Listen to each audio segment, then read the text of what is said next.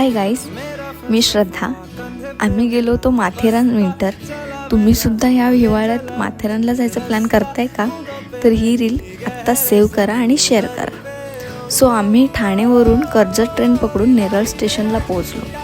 आम्ही तिथून पर person 100 rupees व्हॅनने Matheran hill स्टेशनला पोहोचलो. तिथून 50 रुपीज एंट्री तिकीट काढून अमन लॉज गाठलं.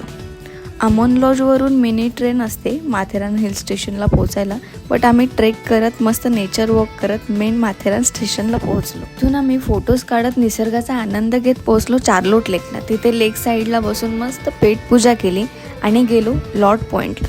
माथेरानला हॉर्स राईडवरून सुद्धा तुम्ही सर्व पॉईंट फिरू शकता, पण आम्ही जास्त प्रिफर केलं चालणं. अर्थात ट्रेकिंगने थकवा गायब झालाच होता आणि तिथे जे वातावरण आहे, शुद्ध हवा आहे, त्यामुळे वेगळाच आनंद होता. आम्ही सर्वांनी खूप मजा केली. तुम्ही कधी जाताय मग?